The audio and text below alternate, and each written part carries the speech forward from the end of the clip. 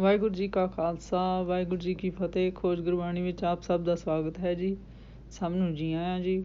ਆਓ ਅਸੀਂ ਸਾਰੇ ਮਿਲ ਕੇ ਪਹਿਲਾਂ ਸ਼ਬਦ ਦਾ ਉਚਾਰਨ ਅਤੇ ਫਿਰ ਉਸ ਤੋਂ ਉਪਰੰਤ ਉਸ ਦੇ ਅਰਥ ਕਰਾਂਗੇ। ਮਾਝ ਮਹੱਲਾ ਤੀਜਾ। ਵਰਨ ਰੂਪ ਵਰਤੇ ਸਭ ਤੇਰੇ, ਮਰ ਮਰ ਜੰਮੇ ਫੇਰ ਭਾਵ ਪਵੇ ਕਨੇਰੇ। ਤੂੰ ਏਕੋ ਨਿਹਚਲ ਅਗਮ ਅਪਾਰਾ, ਗੁਰਮਤੀ ਬੂਝ ਬੁਝਾਵਣੀਆਂ। ਹੋਂ ਵਾਰੀ ਜਿਉਂ ਵਾਰੀ, ਰਾਮ ਨਾਮ ਮਨ ਵਸਾਵਣੀਆਂ। ਤਿਸ ਰੂਪ ਨ ਰੇਖਿਆ ਵਰਨ ਨ ਕੋਈ, ਗੁਰਮਤਿ ਆਪ ਬੁਝਾਵਣੀਆਂ। ਰਹਾਓ ਸਭ ਏਕਾ ਜੋਤ ਜਾਣੇ ਜੇ ਕੋਈ, ਸਤਿਗੁਰ ਸੇਵੀਏ ਪ੍ਰਗਟ ਹੋਈ। ਗੁਪਤ ਪ੍ਰਗਟ ਵਰਤੇ ਸਭ ਥਾਈਂ, ਜੋਤੀ ਜੋਤ ਮਿਲਾਵਣੀਆਂ। ਤਿਸਨਾ ਅਗਨ ਜਲੇ ਸੰਸਾਰਾ, ਲੋਭ ਅਭਿਮਾਨ ਬਹੁਤ ਅਹੰਕਾਰਾ। ਮਰ ਮਰ ਜਨਮੇ ਪਤ ਗਵਾਏ, ਆਪਣੀ ਬਿਰਥਾ ਜਨਮ ਗਵਾਵਣੀਆਂ। ਗੁਰ ਕਾ ਸ਼ਬਦ ਕੋ ਵਿਰਲਾ ਬੂਝੇ, ਆਪ ਮਾਰੇ ਤਾਂ ਤ੍ਰਿਭਣ ਸੂਝੇ। ਫਿਰੋ ਮਰੇ ਨ ਮਰਨਾ ਹੋਵੇ, ਸਹਿਜੇ ਸੱਚ ਸਮਾਵਣੀਆਂ। ਮਾਇਆ ਮੇਂ ਫਿਰ ਚਿੱਤ ਨ ਲਾਏ, ਗੁਰੂ ਕੇ ਸ਼ਬਦ ਰਹੇ ਸਮਾਏ। ਸੱਚ ਸਲਾਹੇ ਸਭ ਕਟ ਅੰਤਰ, ਸੱਚੋ ਸੱਚ ਸੁਹਾਵਣੀਆਂ। ਗੁਰ ਸਲਾਹੀ ਸਦਾ ਹਜ਼ੂਰੇ, ਗੁਰ ਕੇ ਸ਼ਬਦ ਰਿਹਾ ਭਰਪੂਰੇ। ਗੁਰ ਪ੍ਰਸਾਦੀ ਸਚ ਨਦਰੀ ਆਵੈ, ਸੱਚੇ ਹੀ ਸੁਖ ਪਾਵਣੀਆਂ। ਸੱਚ ਮਨ ਅੰਦਰ ਰਿਹਾ ਸਮਾਏ, ਸਦਾ ਸੱਚ ਨਿਹਚਲ ਆਵੇ ਨ ਜਾਏ। ਸੱਚੇ ਲਾਗੇ ਸੋ ਮਨ ਨਿਰਮਲ, ਗੁਰਮਤੀ ਸੱਚ ਸਮਾਵਣੀਆਂ। ਸੱਚ ਸਲਾਹੀ ਅਵਰ ਨ ਕੋਈ, ਜਿਤ ਸੇਵੀਏ ਸਦਾ ਸੁਖ ਹੋਈ। ਨਾਨਕ ਨਾਮ ਰਤੇ ਵਿਚਾਰੀ, ਸੱਚੋ ਸੱਚ ਕਮਾਵਣੀਆਂ। ਸੱਚ ਸਲਾਹੀ ਅਵਰ ਨ ਕੋਈ, ਜਿਤ ਸੇਵੀਏ ਸਦਾ ਸੁਖ ਹੋਈ। ਨਾਨਕ ਨਾਮ ਰਤੇ ਵਿਚਾਰੀ, ਸੱਚੋ ਸੱਚ ਕਮਾਵਣੀਆਂ। ਗੁਰੂ ਜੀ ਕਹਿੰਦੇ ਹਨ ਕਿ ਹੀ ਪਰਮਾਤਮਾ ਜਗਤ ਵਿੱਚ ਬੇਅੰਤ ਜੀਵ ਹਨ। ਇਹਨਾਂ ਸਭਨਾਂ ਵਿੱਚ ਤੇਰੇ ਹੀ ਵੱਖ ਵੱਖ ਰੂਪ ਦਿਸ ਰਹੇ ਹਨ, ਤੇਰੇ ਹੀ ਵੱਖ ਵੱਖ ਰੰਗ ਦਿਸ ਰਹੇ ਹਨ। ਇਹ ਬੇਅੰਤ ਜੀਵ ਮੁੜ ਮੁੜ ਜੰਮਦੇ ਮਰਦੇ ਰਹਿੰਦੇ ਹਨ। ਇਹਨਾਂ ਨੂੰ ਜਨਮ ਮਰਨ ਦੇ ਕਈ ਗੇੜ ਪੈ ਰਹਿੰਦੇ ਹਨ। ਹੇ ਪਰਮਾਤਮਾ, ਸਿਰਫ ਤੂੰ ਹੀ ਅਟਲ ਹੈ, ਅਪਹੁੰਚ ਹੈ, ਬੇਅੰਤ ਹੈ।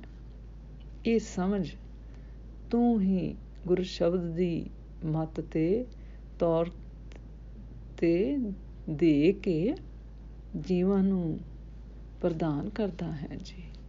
ਫਿਰ ਗੁਰੂ ਜੀ ਕਹਿੰਦੇ ਹਨ ਕਿ ਮੈਂ ਉਹਨਾਂ ਗੁਰਮੁਖਾਂ ਤੋਂ ਸਦਾ ਕੁਰਬਾਨ ਜਾਂਦਾ ਹਾਂ, ਜਿਹੜੇ ਪਰਮਾਤਮਾ ਦਾ ਨਾਮ ਆਪਣੇ ਮਨ ਵਿੱਚ ਵਸਾਉਂਦੇ ਹਨ, ਭਾਵ ਗੁਰ ਸ਼ਬਦ ਵਿੱਚ ਜੁੜਦੇ ਹਨ।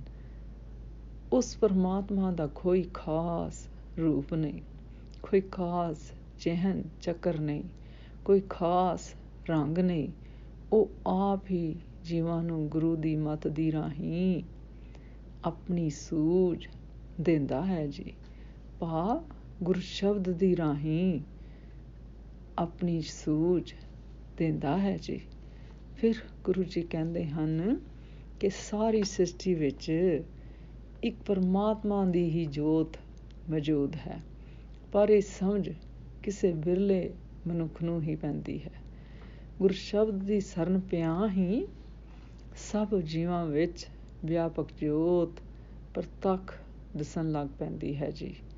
ਸਭ ਥਾਵਾਂ ਵਿੱਚ ਪਰਮਾਤਮਾ ਦੀ ਜੋਤ ਲੁਕਵੀਂ ਵੀ ਹੈ, ਮੌਜੂਦ ਵੀ ਹੈ, ਪ੍ਰਤੱਖ ਵੀ ਮੌਜੂਦ ਹੈ। ਕਰਤਾਰ ਦੀ ਜੋਤ ਹਰ ਇੱਕ ਜੀਵ ਦੀ ਜੋਤ ਵਿੱਚ ਮਿਲੀ ਹੋਈ ਹੈ ਜੀ। ਫਿਰ ਗੁਰੂ ਜੀ ਕਹਿੰਦੇ ਹਨ ਕਿ ਹੇ ਭਾਈ, ਜਗਤ ਮਾਇਆ ਦੀ ਤ੍ਰਿਸ਼ਨਾ ਦੀ ਅੱਗ ਵਿੱਚ ਸੜ ਰਿਹਾ ਹੈ। ਇਸ ਉੱਤੇ ਲੋਭ, ਅਭਿਮਾਨ, ਅਹੰਕਾਰ ਆਪੋ ਆਪਣਾ ਜ਼ੋਰ ਪਾ ਰਿਹਾ ਹੈ। ਤ੍ਰਿਸ਼ਨਾ ਦੀ ਅੱਗ ਦੇ ਕਾਰਨ ਜਗਤ, ਸੰਸਾਰ ਆਤਮਕ ਮੌਤ ਸਹੇੜ ਕੇ ਜਨਮ ਮਰਨ ਦੇ ਗੇੜ ਵਿੱਚ ਪਿਆ ਹੋਇਆ ਹੈ। ਆਪਣੀ ਇੱਜ਼ਤ ਗਵਾ ਰਿਹਾ ਹੈ ਅਤੇ ਆਪਣਾ ਮਨੁੱਖਾ ਜਨਮ ਵਿਅਰਥ ਜਾਈ ਕਰ ਰਿਹਾ ਹੈ ਜੀ। ਭਾਵ ਵਿਕਾਰਾਂ ਵਿੱਚ ਫਸਿਆ ਹੋਇਆ ਹੈ ਜੀ। ਫਿਰ ਗੁਰੂ ਜੀ ਕਹਿੰਦੇ ਹਨ, ਕਿਉਂਕਿ ਬਿਰਲਾ ਭਾਗਾਂ ਵਾਲਾ ਮਨੁੱਖ ਗੁਰੂ ਦੇ ਸ਼ਬਦ ਨੂੰ ਸਮਝਦਾ ਹੈ। ਜਿਹੜਾ ਗੁਰਮੁਖ ਸਮਝਦਾ ਹੈ, ਉਹ ਜਦੋਂ ਆਪਣੇ ਅੰਦਰੋਂ ਆਪਾ ਭਾਵ ਦੂਰ ਕਰਦਾ ਹੈ, ਤਦੋਂ ਪਰਮਾਤਮਾ ਨੂੰ ਤਿੰਨਾਂ ਭਵਨਾਂ ਵਿੱਚ ਵਿਆਪਕ ਜਾਣ ਲੈਂਦਾ ਹੈ ਜੀ। ਇਸ ਅਵਸਥਾ 'ਤੇ ਪਹੁੰਚ ਕੇ ਮੁੜ ਆਤਮਕ ਮੌਤ ਨਹੀਂ ਸਹੇੜਦਾ। ਆਤਮਕ ਮੌਤ ਉਸਦੇ ਨੇੜੇ ਨਹੀਂ ਆਉਂਦੀ।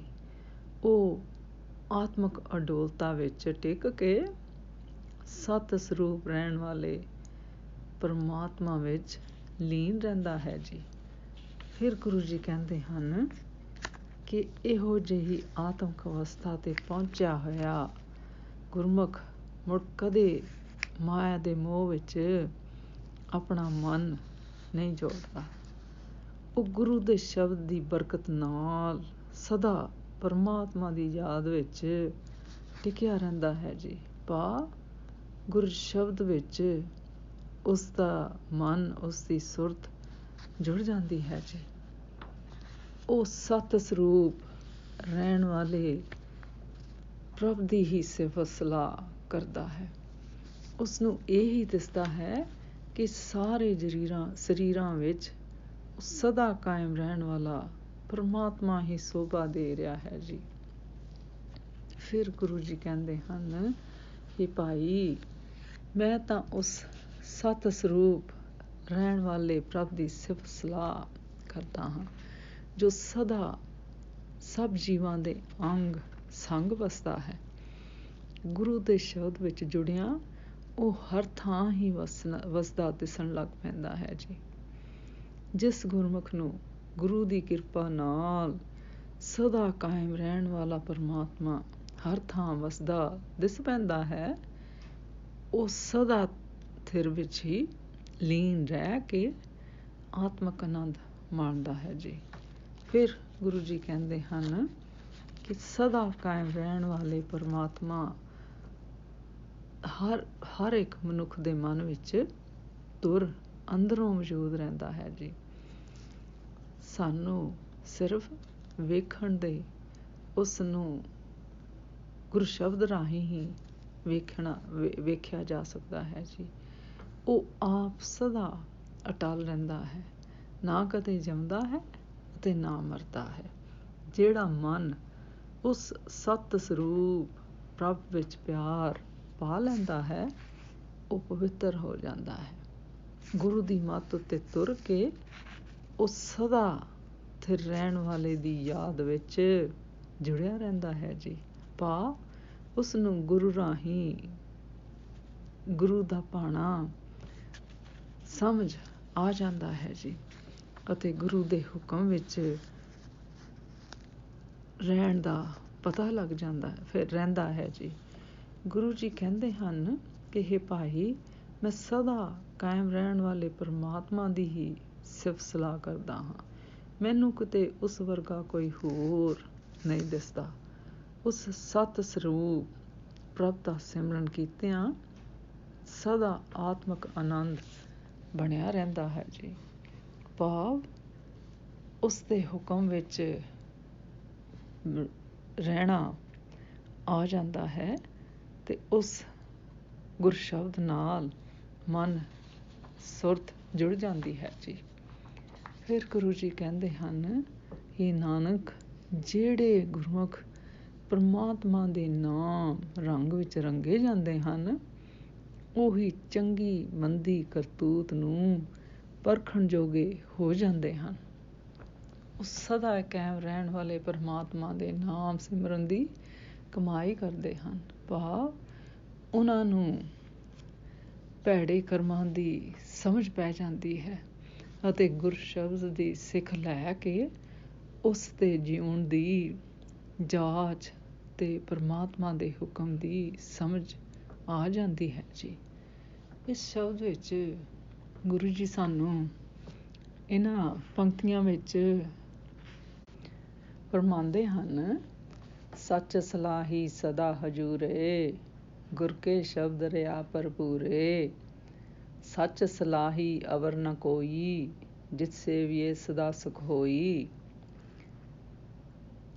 ਉਹ ਸੱਚ ਨੂੰ ਸਦਾ ਹਜ਼ੂਰ ਜਾਣ ਕੇ ਹਰ ਵੇਲੇ ਪ੍ਰਭ ਦੀ ਸਿਫਤ ਸਲਾਹ ਦੀ ਬਾਣੀ ਕਰਨੀ ਚਾਹੀਦੀ ਹੈ ਜੀ। ਭਾਵ ਗੁਰਮੁਖ ਸ਼ਬਦ ਗੁਰੂ ਰੂਪ ਸ਼ਬਦ ਬਾਣੀ ਰਾਹੀਂ ਉਸ ਕਰਤਾਰ ਦੀ ਸਿਫਤ ਸਲਾਹ ਕਰਨੀ ਚਾਹੀਦੀ ਹੈ ਜੀ। ਹੇ ਭਾਈ, ਮੈਂ ਸਦਾ ਕਾਇਮ ਰਹਿਣ ਵਾਲੇ ਪਰਮਾਤਮਾ ਦੀ ਹੀ ਸਿਫਤ ਸਲਾਹ ਕਰਦਾ ਹਾਂ। ਭਾਵ ਮੈਂ ਗੁਰਸ਼ਬਦ ਦੇ ਰਸਤੇ 'ਤੇ ਹੀ ਚੱਲਦਾ ਹਾਂ। ਮੈਨੂੰ ਕਿਤੇ ਉਸ ਵਰਗਾ ਕੋਈ ਹੋਰ ਨਜ਼ਰ ਨਹੀਂ ਆਉਂਦਾ। ਸੰਸਾਰ ਵਿੱਚ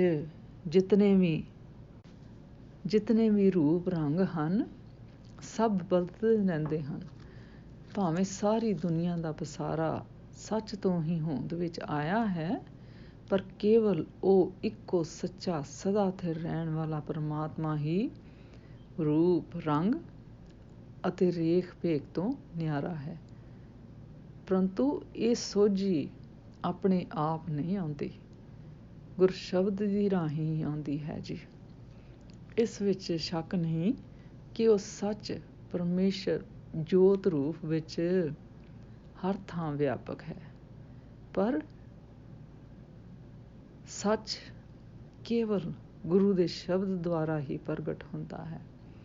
ਜਿਸ ਗੁਰਮੁਖ ਦੇ ਹਿਰਦੇ ਵਿੱਚ ਇਹ ਵਸਦਾ ਹੈ, ਉਹ ਮਾਇਆ ਦੇ ਮੋਹ ਵਿੱਚ ਆਪਣਾ ਚਿੱਤ ਰੰਚਕ ਮਾਤਰ ਵੀ ਨਹੀਂ ਜੋੜਦਾ। ਜਦੋਂ ਲੱਭ ਲੋਭ ਆਦਿ ਔਗਣ ਅੰਦਰੋਂ ਨਿਕਲ ਜਾਂਦੇ ਹਨ, ਤਾਂ ਸੁਤੇ ਹੀ ਸੱਚ ਹਿਰਦੇ ਵਿੱਚ ਪ੍ਰਗਟ ਹੋ ਜਾਂਦਾ ਹੈ। ਹਾਜ਼ਰ ਹਜ਼ੂਰ ਖੁਦਾਏ ਜਾਣ ਕੇ ਉਸ ਵਿੱਚ ਰਚੀਏ ਤਾਂ ਨਿਰਮਲ ਹੋਈਦਾ ਹੈ, ਅਤੇ ਨਿਰਮਲ ਮਨ ਵਿੱਚ ਹੀ ਨਾਮ ਰੂਪ ਸ਼ਬਦ ਗੁਰਬਾਣੀ ਦਾ ਨਿਵਾਸ ਹੁੰਦਾ ਹੈ। ਸੋ ਸੱਚ ਰੂਪ ਕਰਨੀ ਉੱਤੇ ਕਾਇਮ ਰਹਿਣਾ ਹੀ ਇਸ ਅਤੇ ਧਾਰਨਾ ਹੀ ਇਸ ਸ਼ਬਦ ਦਾ ਸਿਧਾਂਤ ਹੈ ਜੀ। ਅੱਜ ਦਾ ਵਿਚਾਰ ਕਰਦਿਆਂ ਮੇਰੇ ਕੋਲੋਂ ਨੇਕਾਂ ਭੁੱਲਾਂ ਹੋਈਆਂ ਹੋਣਗੀਆਂ, ਉਸ ਵਾਸਤੇ ਮੈਂ ਖਿਮਾ ਦੀ ਜਾਚਕ ਹਾਂ ਜੀ। ਵਾਹਿਗੁਰੂ ਜੀ ਕਾ ਖਾਲਸਾ, ਵਾਹਿਗੁਰੂ ਜੀ ਕੀ ਫਤਿਹ।